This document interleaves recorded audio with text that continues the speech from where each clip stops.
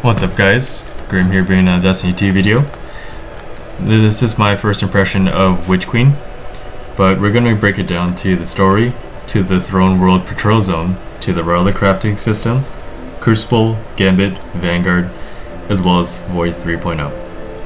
Hope you guys enjoyed the video, but we're going to go down to the story first. We're going to look at its pacing, its characters, its music, and of course the finale. So spoiler warning, if you guys haven't played the campaign yet, I would recommend you finishing the campaign first and then coming back to this video.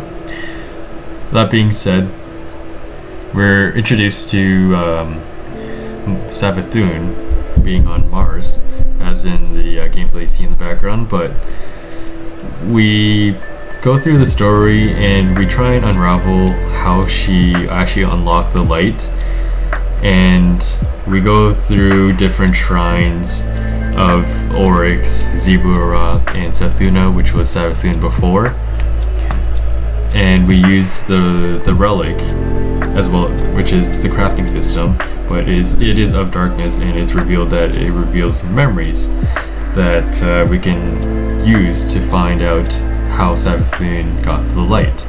So with all that stuff and going through all these different areas, Savathun's shrine is a deep dark hive looking really like claustrophobic area, and then we go to Oryx's shrine where it's very open, just like how she wants in her image in the light. Very beautiful. She even has a monument of Oryx fighting the hive god, and we have Alakul defending it, which is amazing. I think it's gonna be a fun Grandmaster for that one. But as for pacing, I found that it was really nice at the end of every story mission that you did, that sometimes you would just continue after you completed, you got the loot. A lot of times you would just go to the black screen, go to orbit, and then go into another mission, which it kind of made it less immersive in previous expansions, which I didn't like or didn't realize that it affected me that much.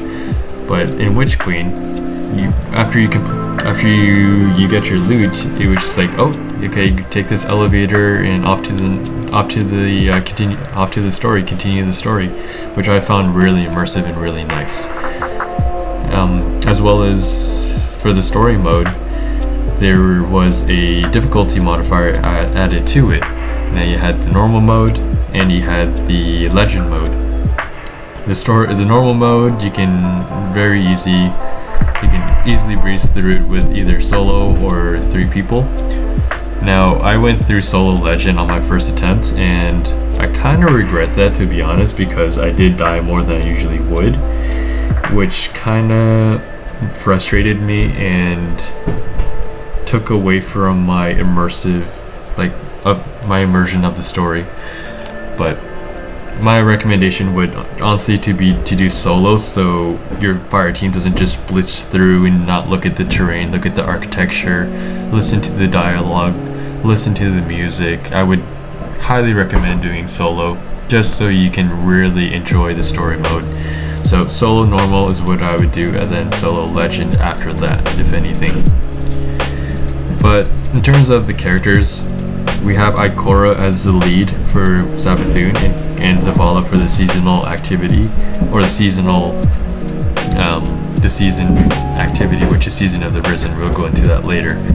So Zavala's working with Kaido, Crow, Anna, Saladin, all the Vanguard pretty much, and we're working with Ikora and the Hidden, and finding out how she obtained the light and all that stuff. So really good, a lot of characters introduced. We got Marasov, we got Eris Morn working with us a little bit, but it was more or less Ikora, and now we have a new NPC, Finch, which is a hive ghost. He's rebelling against Savathun because he doesn't feel like the hive actually deserved the light. So we work with him, we work with Ikora, we work with the Hidden to try and decipher it, as well as Marasov. As terms of the character development and their personalities, it's really nice to see Zavala is always frustrated about the light not being fair, I guess. we learned that Savathun obtained the light by natural means. We learned that the Traveler actually gave her the light without any tricks. So the Traveler deemed Savathun worthy of the light through devotion, bravery, and sacrifice. We have Ikora.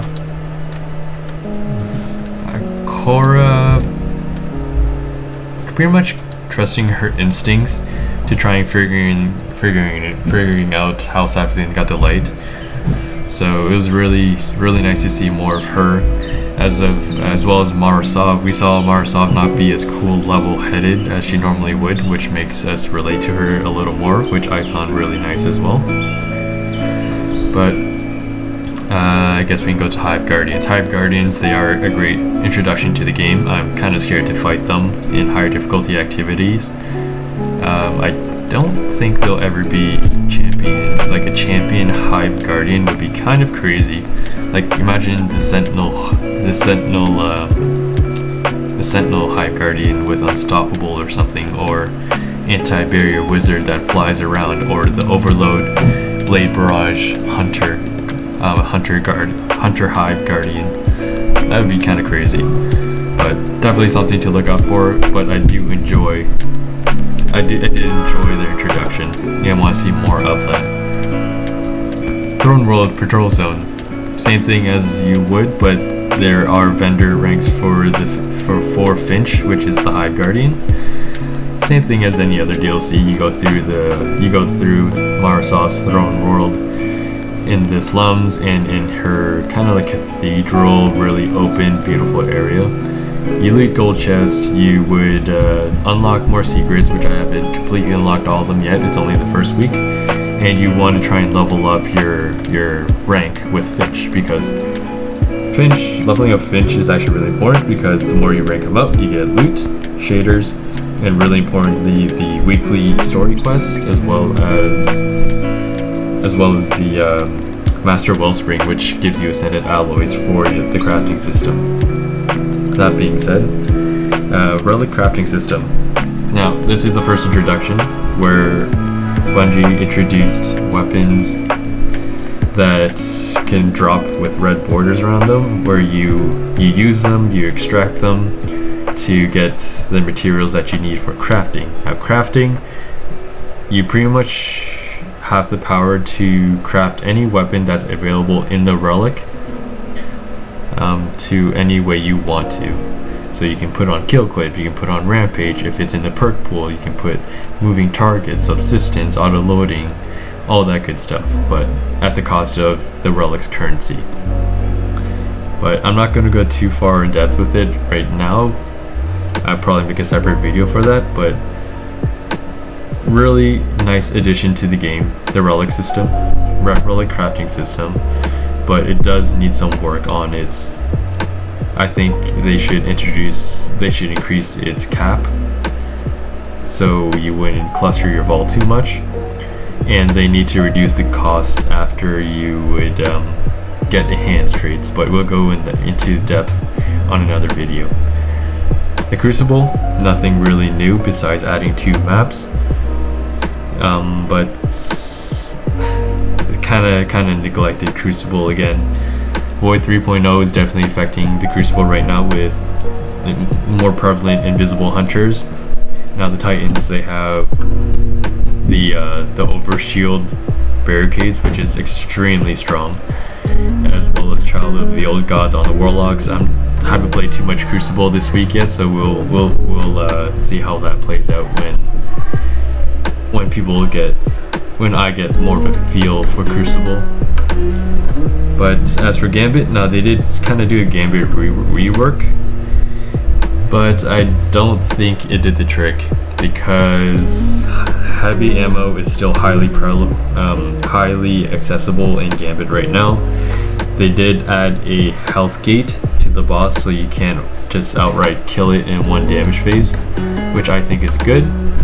They pretty much moved the Prime Envoys to either side of the map, left, middle, or right, and you would have to kill them so you can keep doing damage, which I think is good.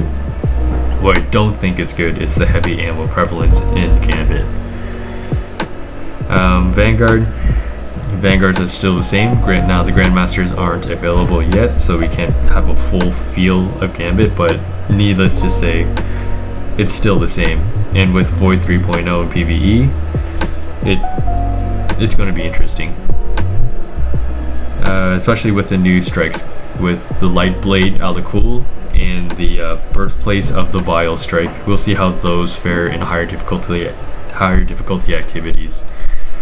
That leads to Void 3.0. My take on Void 3.0 is, of course, it's always good to have change. And so far, so good, I feel, in PvE. PvP, I definitely feel like Invis is a little too strong. Overshield barricade Titans, we'll have to see. But PvE good, PvP scary. But all in all, my final thoughts for the Witch Queen: I really enjoyed the story. Crafting system, it's the first iteration to crafting, so there are going to be kinks to work out. The Throne World Patrol Zone, pretty much the same, but the faction ranks are better because they give you harder activities. I think it's like rank 13 and rank 18, you unlock the weekly story and the weekly Wellspring, so it gives you more incentive to do it, which I think is good. Making people explore the Patrol Zone to unlock secrets of the Throne World and getting loot or something rewarding is nice. Story, of course, very nice pace again, characters are great, music's great. Finale with the Witness being shown if you finish legend mode was an extremely nice touch, and it leads to the next expansions where it's just like not a one and done expansion. It's an ongoing story, which I feel is really nice. But that's all I have for you guys today. If you guys relate to my first impressions in any of these categories, please let me know.